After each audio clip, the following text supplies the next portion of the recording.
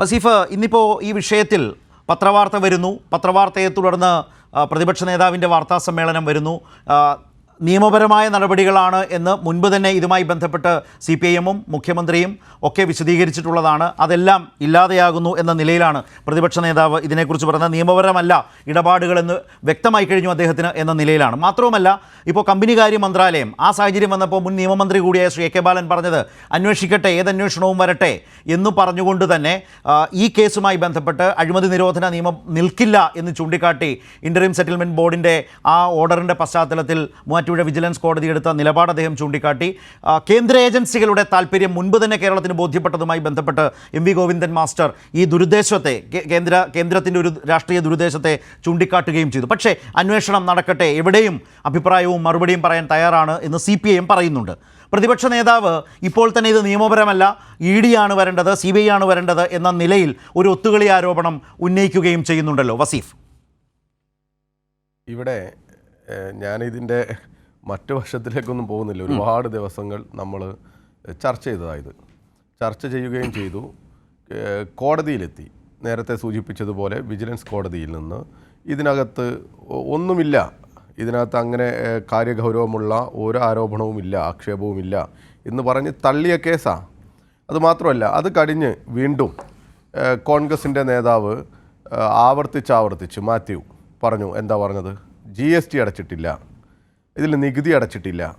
നികുതി അടച്ചു എന്ന് പറയുകയാണെങ്കിൽ ഞാൻ മാപ്പ് പറയാം. ഓർമ്മയില്ലേ? അതൊക്കെ നമ്മുടെ മുമ്പിലുണ്ട്. അങ്ങനെ പറഞ്ഞ സാഹചര്യത്തിൽ ഈ ധനകാര്യ വകുപ്പ് മന്ത്രി ആവശ്യത്തിന് സമയമെടുത്ത് പരിശോധന നടത്തി ഈ ഇൻകം ടാക്സ് കമ്മീഷണറുടെയൊക്കെ ഡയറക്ഷൻ്റെ അടിസ്ഥാനപ്പെടുത്തി, കിട്ടിയ വിവരങ്ങൾക്ക് അടിസ്ഥാനപ്പെടുത്തി പറഞ്ഞു ഇത് ടാക്സ് അടച്ചിട്ടുണ്ട്, ഇതിനകത്ത് മറ്റൊരു അവിഹിതമായി പണം സമ്പാദിച്ചതിൻ്റെ കാര്യങ്ങളൊന്നുമില്ല. ഇപ്പോൾ ഈ പറയുന്നത് പോലെയാണെങ്കിൽ കള്ളപ്പണമാണെങ്കിൽ ബാങ്ക് ത്രൂ ആണോ വരിക? ബാങ്ക് ത്രൂ വന്ന് നിയമപരമായി ടാക്സ് അടച്ച രണ്ട് കമ്പനികൾ തമ്മിലുള്ള കരാറിനടിസ്ഥാനപ്പെടുത്തി കിട്ടിയ പണം അതും കുറേ വർഷങ്ങൾക്ക് ഞാൻ മനസ്സിലാക്കുന്നത് 2-2.5 വർഷക്കാലയളവിലെ ജോലിയുടെ അടിസ്ഥാനത്തിൽ കിട്ടിയ പണം, ആ പണം നികുതി അടച്ചു എന്നും പറഞ്ഞു. അത് കഴിഞ്ഞാൽ യഥാർത്ഥത്തിൽ കോൺഗ്രസ് പോലെയുള്ള ഒരു രാഷ്ട്രീയ പാർട്ടിയുടെ ഉത്തരവാദിത്തപ്പെട്ടവരെന്താ ചെയ്യേണ്ടത്? ഞങ്ങൾക്ക് തെറ്റുപറ്റി, ഞങ്ങൾ മാപ്പ് പറയുന്നു, അല്ലെങ്കിൽ ഞങ്ങൾ ഇത്രയും കാലം മുഖ്യമന്ത്രിയുടെ കുടുംബത്തെ പുകമറയിൽ നിർത്തിയതിൽ നിന്ന് ക്ഷമ ചോദിക്കുന്നു എന്നല്ലേ പറയേണ്ടത്? അങ്ങനെ പറഞ്ഞ് ഈ വിഷയം അവസാനിപ്പിക്കേണ്ടതല്ലേ? യഥാർത്ഥത്തിൽ ശരത്ത്, ഇവിടെ നിങ്ങൾ സൂചിപ്പിച്ചതുപോലെ അന്വേഷണ ഏജൻസികൾ, കേന്ദ്ര അന്വേഷണ ഏജൻസികൾ, അവരെക്കുറിച്ചാണ് യഥാർത്ഥത്തിൽ നമ്മൾ പരിശോധിക്കേണ്ടത്. പ്രത്യേകിച്ച് കോൺഗ്രസും. എന്തിനാ കോൺഗ്രസ് ഇങ്ങനെ ഈ കേന്ദ്ര അന്വേഷണ ഏജൻസികൾക്ക് മുമ്പിൽ ഈ മുട്ടുമടക്കി നിൽക്കുന്നത്? അങ്ങനെ നിൽക്കേണ്ട ആവശ്യമുണ്ടോ? കഴിഞ്ഞ ദിവസം പത്രങ്ങളിൽ വന്ന വാർത്ത എന്താ? സാക്ഷാൽ അരവിന്ദ് കെജ്രിവാൾ പറഞ്ഞില്ലേ, ഞാൻ BJP ആവില്ല. എന്നെ ഇങ്ങനെ പേടിപ്പിച്ച് അന്വേഷണത്തിൻ്റെ പേര് പറഞ്ഞ് സിസോദിയെയും അവരുടെ മറ്റൊരു നേതാവിനെയും ഒക്കെ അറസ്റ്റ് ചെയ്ത് ജയിലിലടച്ചതുപോലെ ഇദ്ദേഹത്തോടും 2 തവണ നോട്ടീസ് കൊടുത്ത് വരാൻ പറഞ്ഞു. അപ്പോൾ ഇദ്ദേഹം പറഞ്ഞത് എന്താ? ഡൽഹി മുഖ്യമന്ത്രി പറയുകയാണ്, ഈ പറയുന്ന BJPയെ വെല്ലുവിളിക്കുന്ന ഡൽഹി മുഖ്യമന്ത്രി കഴിഞ്ഞ ദിവസങ്ങളിൽ പറയുകയാണ് രാഷ്ട്രീയ പ്രേരിതമാണ് ED എന്നുള്ളതാ, രാഷ്ട്രീയ പ്രേരിതമാണ്, നിയമവിരുദ്ധമായ കാര്യങ്ങളാണ് ചെയ്യുന്നത് എന്നുള്ളതാ. ആ EDയെ എന്തിനാ ഈ കോൺഗ്രസ് പൊക്കി പിടിക്കുന്നത്? ഇപ്പോൾ ഇവിടെ ED ഇപ്പോൾ യഥാർത്ഥത്തിൽ ഈ കേസിലാണെങ്കിൽ ED വന്നിട്ടില്ല, അങ്ങനെ ഒരു അന്വേഷണ ഏജൻസിയും ഒരു റിപ്പോർട്ടും പറഞ്ഞിട്ടില്ല. ഏതോ ഒരു മാധ്യമം, ഞാൻ മനസ്സിലാക്കുന്നത് ഏഷ്യാനെറ്റാണ് എന്നാണ്, എനിക്ക് കൃത്യതയില്ല. ഇന്ന് മാസപ്പടി എന്ന് എഴുതി ആദ്യം ഈ വിവാദത്തെ കൊണ്ടുവന്ന മലയാള മനോരമയുടെ ഇന്നത്തെ പ്രധാന ലീഡറായിരുന്നു. ഇന്ന് ഏതായാലും അതിലൂടെ പോകുമ്പോൾ മാസപ്പടി എന്ന പ്രയോഗം അതിൽ ഇല്ല. പക്ഷേ ROC റിപ്പോർട്ട് എന്നുള്ള രജിസ്ട്രാർ ഓഫ് കമ്പനീസിൻ്റെ റിപ്പോർട്ട് എന്ന നില മാസപ്പടി അങ്ങ് ഒഴിവാക്കിയിട്ടുണ്ട്. ഇന്നത്തെ പത്രങ്ങളിൽ മനോരമയിലാണ് ഞാനത് കണ്ടത്. അല്ല, അതുമാത്രമല്ല, ഈ ROCയുടെ റിപ്പോർട്ട് ഇവരൊന്ന് കാണിച്ചു തരും. അപ്പോൾ എനിക്കിവിടെ കോൺഗ്രസിൻ്റെ പ്രതിനിധി ഇരിക്കുന്നുണ്ടല്ലോ, ആ ROC റിപ്പോർട്ട് ഒന്ന് നമുക്ക് അയച്ചു തന്നാൽ, അതിൻ്റെ ഒരു ഫുൾ ടെക്സ്റ്റ് നമുക്ക് തന്നാൽ നമുക്കൊന്ന് പരിശോധിക്കായിരുന്നു. അങ്ങനെ ROC റിപ്പോർട്ട് വെച്ചിട്ടാണ് ഇവർ പറയുന്നത്. എവിടുന്നോ ഒരു കഷണം വാർത്തയോ അല്ലെങ്കിൽ എവിടുന്നോ ചോർത്തി കിട്ടി, അല്ലെങ്കിൽ ഇനി ഇവർ ആരെങ്കിലും ഉണ്ടാക്കിയതാണോ? ഈ മാധ്യമപ്രവർത്തകർ എന്തൊക്കെ ചെയ്യുന്നവരാ? വ്യാജരേഖകളുടെ ഒരു കാലല്ലേ ഇപ്പോൾ, നമുക്കറിയാമല്ലോ. ID കാർഡ് പോലും, തെരഞ്ഞെടുപ്പ് ID കാർഡ് പോലും വ്യാജമായി ഉണ്ടാക്കുന്ന ഇവരുണ്ടാക്കിയതാണോ എന്ന് പറയാൻ പറ്റുമോ നമുക്ക്? അതിലൊരു ആധികാരികതയുമില്ല. ഈ രേഖയിൽ എന്ത് ആധികാരികതയുള്ളത്? പുതുതായി ഇതിലൊരു വിവരവുമില്ല. ഒരാധികാരികതയില്ലാത്ത എവിടുന്നോ പടച്ചു വിടുന്ന ഈ ആക്ഷേപങ്ങൾ ഇങ്ങനെ അന്തരീക്ഷത്തിൽ നിലനിർത്തുക. അങ്ങനെ നിലനിർത്തി കേരളം പോലുള്ള ഒരു സംസ്ഥാനത്തിന്റെ അതായത് ലോക്സഭാ ഭരണാധികാരി തെരഞ്ഞെടുപ്പിന് എത്തി എന്ന് അതെ ഈ ലോകസഭ എല്ലാ തെരഞ്ഞെടുപ്പിലും ഇപ്പോൾ ഈ കേരളത്തിലാണെങ്കിൽ BJPയുടെ കേരളത്തിലെ നേതാക്കന്മാർ പഠിച്ച പടി 18 നോക്കിയിട്ട് ഈ കേരളത്തിൽ ഒന്ന് അനങ്ങാൻ പറ്റിയിട്ടില്ല. നേരത്തെ കോൺഗ്രസുമായിട്ട് ഒരു നീക്കുപോക്കുണ്ടാക്കിയിട്ടാണ് ഈ നിയമത്ത് ജയിച്ചത്, നമുക്കൊക്കെ അറിയാം. അതും പൂട്ടിക്കെട്ടി.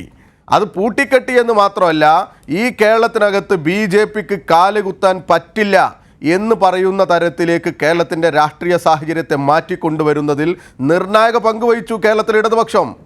ഏത് സമയത്തും ഈ BJPയുടെ എല്ലാ കൊള്ളരുതായ്മകളും പൊള്ളത്തരങ്ങളും ഒക്കെ തുറന്നു കാണിക്കുക. എന്തിനേറെ രാഹുൽ ഗാന്ധിയെയും സോണിയാഗാന്ധിയെയും അന്വേഷണ ഏജൻസികൾ വേട്ടയാടുന്നു എന്ന് പറഞ്ഞ് നമ്മൾ ഇടപെട്ടില്ലേ? ഇടതുപക്ഷം ഇടപെട്ടില്ലേ? അതിനെതിരെ സംസാരിച്ചില്ലേ?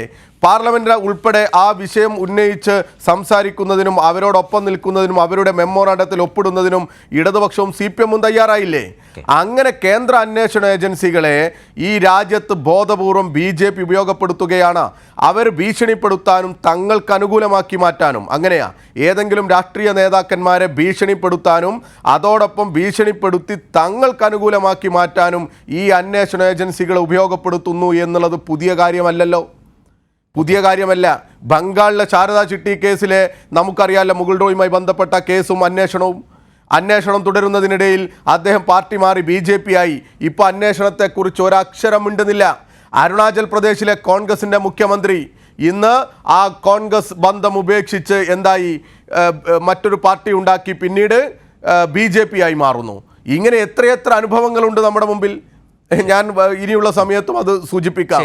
ഇവിടെ ഞാൻ പറഞ്ഞു വരുന്നത്, ഈ അന്വേഷണ ഏജൻസികളെയും ഈ പറയുന്ന BJPയുടെ എല്ലാ സംവിധാനങ്ങളെയും ഉപയോഗപ്പെടുത്തി പുകമറയിൽ നിർത്തിക്കൊണ്ട് കേരളം പോലുള്ള ഒരു സംസ്ഥാനത്ത് BJP 2ാം സ്ഥാനത്ത് പോലും എത്താത്ത ഒരു സ്ഥലത്ത് BJPക്ക് ഒരു അപ്പർ ഹാൻഡ് ഉണ്ടാക്കുന്നതിന് വേണ്ടി കേരളം ഭരിക്കുന്ന മുഖ്യമന്ത്രി, പ്രത്യേകിച്ച് രാജ്യത്തുടനീളം ഇപ്പോൾ ചർച്ച ചെയ്യാൻ പോവുക, ഫെബ്രുവരി മാസം 8-ാം തീയതി ദേശീയ പ്രക്ഷോഭമാണ്. ഒരു തർക്കവുമില്ല. രാജ്യത്തെ മറ്റു സംസ്ഥാനങ്ങൾ ഇത് ചർച്ച ചെയ്യും. രാജ്യത്തെ മുഖ്യധാര മാധ്യമങ്ങൾ ഇതെടുത്തുപയോഗിക്കും. കാരണം ഫെഡറൽ തത്വങ്ങളെപ്പോലും ലംഘിച്ചുകൊണ്ട് രാജ്യം ഭരിക്കുന്ന BJP മുന്നോട്ട് പോകുമ്പോൾ അതിനെതിരെ ഒരു മുഖ്യമന്ത്രിയും മന്ത്രിമാരും നിയമസഭാ സാമാജികരും ഡൽഹിയിൽ സമരം നടത്തുമ്പോൾ ഈ ലോകസഭ ഇങ്ങെത്തി നിൽക്കുന്ന സമയത്ത് BJPക്ക് അതൊരു കറുത്ത പാടാകും. ആ കറുത്ത പാടുള്ള സമയത്ത് കേരളത്തിലെ മുഖ്യമന്ത്രിയെയും മുഖ്യമന്ത്രിയുടെ കുടുംബത്തെയും ഈ ഭരണത്തെയും ഒക്കെ അങ്ങ് മോശമാക്കണം എന്നുള്ള ഉദ്ദേശത്തിൻ്റെ അടിസ്ഥാനത്തിൽ മാത്രമാണ് ഇങ്ങനെ ഒരു നീക്കം നടക്കുന്നത്. അതിനെ നിർഭാഗ്യവശാൽ കേരളത്തിലെ ചില കോൺഗ്രസിൻ്റെ നേതാക്കന്മാരും ചില മാധ്യമങ്ങളും കൂട്ടുനിൽക്കുന്നു എന്നുള്ളതാണ്. മാധ്യമങ്ങളെ നമ്മൾ നേരത്തെ പറഞ്ഞതുപോലെ ഈ കേരളത്തിലെ മാധ്യമങ്ങളിൽ പലരും ഈ പർച്ചേസ് ചെയ്യപ്പെട്ടു എന്നുള്ള സംശയം നമുക്ക് എല്ലാവർക്കും ഉണ്ട്. റൈറ്റ്.